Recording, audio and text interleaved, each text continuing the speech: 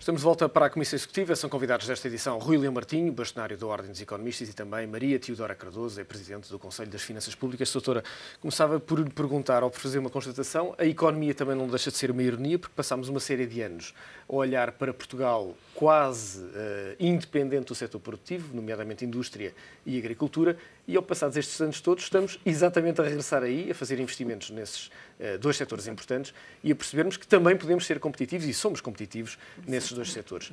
O futuro da economia portuguesa tem que regressar à terra e regressar à indústria também? Eu penso que não é só da economia portuguesa, é da economia dos países desenvolvidos em geral, porque a coisa aconteceu exatamente aí, quer dizer, criou-se a ideia de que a indústria já não era precisa, a agricultura isso nem se fala, não é? Era uma sociedade de serviços.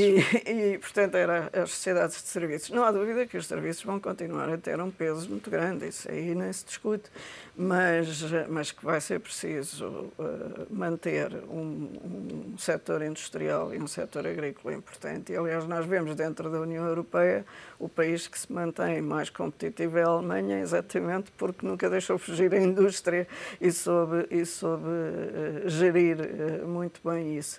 E, portanto, nós temos que ir por aí nitidamente. Agora, temos que tirar muito mais partido, em termos de indústria, do facto de estarmos num mercado único. Porque, na realidade, nós continuamos sempre a ser um pouco subsidiários de outros países, de outras empresas, e não conseguimos criar empresas ou portuguesas ou de capital estrangeiro. Eu isso devo dizer que não me incomoda nada de onde é que vem o capital. Mas sermos capazes de ter empresas com escala para funcionar no contexto de um mercado enorme comparado com o nosso e que realmente hoje em dia é essencial na indústria. A gente vê isso, quer dizer, a pequena indústria, a pequena escala ainda existe, mas essa é que praticamente desapareceu. E, portanto, e era a que nós tínhamos, basicamente. Portanto, não conseguimos fazer esse salto para uma dimensão ajustada ao mercado único e à economia mundial, não é?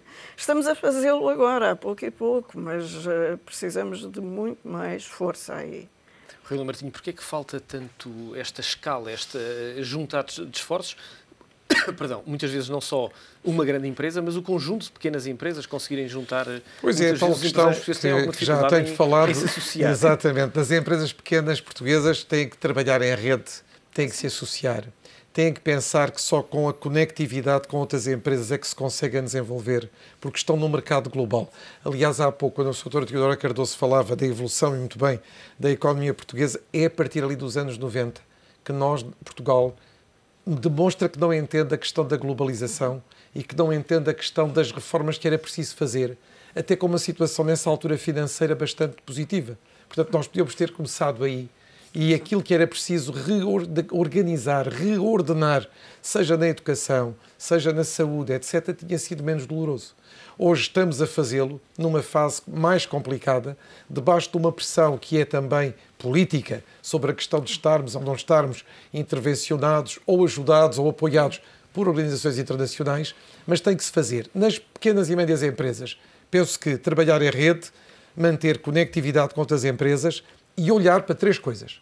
Em primeiro lugar, não é mais possível que as PMEs vivam de capital alheio. Isso passou. Têm primeiro que ter capital próprio quando lançam o seu projeto e depois, quando o projeto está já numa velocidade, digamos, cruzeiro, terem abertura para abrir o capital a terceiros. Isso é mudar completamente o paradigma. É mudar a nossa maneira de pensar. Mas eu também lhe digo uma coisa, eu acho que os novos empresários que vão aparecer têm outra idade, têm outra formação, têm outro talento, têm outra cultura.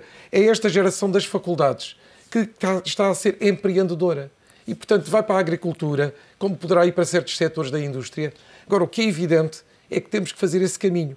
E a tal reindustrialização, que é europeia, não é só nossa, tem mesmo também que ser feita. Então, os próprios Estados Unidos estão a trazer de volta algumas empresas que partiram para a China há uns anos. Veja que há imensos casos hoje, já retratados em livros, nomeadamente em inglês, em que essa reindustrialização vai de coisas como a cultura do salmão até outros setores inovadores, tecnologicamente muito evoluídos, não tem a ver com as indústrias passadas. São outras indústrias ou outra maneira de as abordar.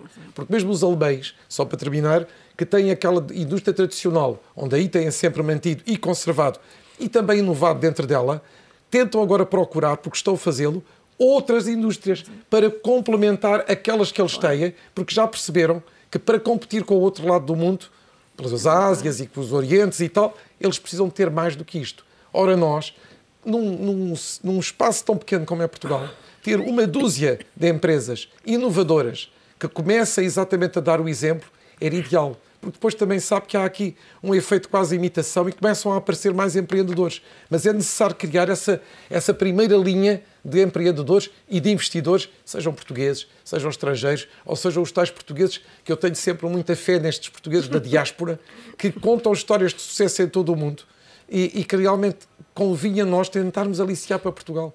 Tentar com eles trazer o seu know-how e trazer a sua capacidade financeira e abrir aqui um determinado número de unidades que passassem a elaborar com determinada tecnologia, com determinada formação mais adiantada e pôr Portugal de novo numa rota de crescimento, que é o que nós precisamos. Doutora Teodora Cardoso, de quando em vez surgem vozes que apontam uma eventual saída do euro por parte de Portugal como uma solução rápida para esta crise, parece-lhe que faz algum sentido este mito, quase um Dom Sebastião seria uma solução rápida para um desastre total. Porque, desde logo, toda a dívida portuguesa é denominada em euros, não esqueçamos isso. E, portanto, se saíssemos, é óbvio que o escudo ressuscitado iria ter uma desvalorização brutal relativamente ao euro e, portanto, todos nós, Estado, privados, ficaríamos completamente afogados em dívida em euros. Para percebermos, pagaríamos muito mais, com juros mais altos, claro, e nós com uma moeda muito mais desvalorizada. Muito mais desvalorizada. Por outro lado, eu costumo dizer sempre, nós temos que ver como é que nós usamos e como é que se pode usar a desvalorização, que é outro mito que nós temos. Se a moeda desvalorizasse, lá está, estes problemas de competitividade e tal, desapareciam. Nós realmente mantivemos a competitividade via desvalorização, mas isso significava, essencialmente, o quê? A desvalorização permitia subir a inflação e cortar os salários reais. E mais nada. E, aliás, tivemos aí uma sorte enorme, porque a maioria dos países nem isso conseguia. Em geral, não conseguiam cortar os salários reais. Criavam-se mecanismos de indexação e os salários não se corrigiam e, portanto, aquilo não servia. No nosso caso, os salários reais caíam mesmo. Mas a produtividade não crescia. As indústrias continuavam a ser aquilo que eram. Daí que, quando os mercados se abriram a países com salários mais baixos, nós ficámos completamente perdidos. Portanto, nós não utilizamos a desvalorização, de facto, para reestruturar, lá está, a economia. E, portanto, não seria isso que nos resolvia problema nenhum, bem pelo contrário. Nós estamos rapidamente a caminhar para o fim, mas há duas perguntas para as quais ainda gostava de ter a sua opinião. A primeira tem que ver com o regresso aos mercados. Parece-me que há, de facto, um crescendo de credibilidade de Portugal nos mercados externos. Será suficiente para Portugal regressar aos mercados no próximo ano? Aí é uma questão de fé. Esperemos que sim, mas ainda é cedo para dizer. Penso que tem havido progresso, não há dúvida nenhuma. Vai depender muito de nós conseguirmos manter também do nosso lado o tal progresso. Daí que seja esta nova negociação tenha que ser feita com muita cautela para garantir que esse objetivo não é posto em causa. Não é? A segunda tem que ver com aquilo que é a construção da peça orçamental básica, o orçamento do Estado, que é construído, desde que eu me lembro, sempre numa base de um ano para o outro, corta e acrescenta, mas nunca olhando de uma forma estrutural. Aquilo que normalmente se designa como os orçamentos de base zero. Porquê é que é tão difícil ou é impossível construir um orçamento de base zero? Não é um orçamento de base zero. Isso é um objetivo... Mesmo os americanos que o inventaram nunca o aplicaram, sejamos claros. Quer dizer, pode-se aplicar a um pequeno departamento. Quer dizer, sei lá, se as escolas se gerissem, o que eu acho que devia acontecer, uma escola podia fazer um orçamento de base zero para partir daí como uma empresa. Um objetivo desses para o Estado todo, ainda daqui a 100 anos ainda andávamos a fazer o orçamento de base zero, não é possível. Agora, pode-se fazer uma coisa parecida com isso, e que parecida não, com resultados mais eficazes, que no fundo o orçamento de base zero, o que é que quer-se ver? É o que é que há nas despesas que realmente é supérfluo, é mal gasto, e para isso há o que os ingleses chamam a spending review. E isso é que eu penso que nós precisamos de fazer. Quer dizer, haver limites globais para a despesa e a médio prazo, porque esse problema do orçamento anual é um desastre para as despesas. Quer dizer, a única coisa que os departamentos têm que fazer não é ajustar as despesas, é procurar lutar para ter um bocadinho mais de dotação para o ano que vem. Claro. Portanto, e nunca há sequer um horizonte que lhes diga quanto tempo é que vão ter para se ajustar, porque isto também não se faz assim, decorrer. Com um limite global e depois com uma análise de despesas departamento a departamento que seja responsabilizada e com os responsáveis pelos departamentos a poderem gerir essas despesas. Que o outro problema é as despesas dependem unicamente de autorizações do Ministro das Finanças.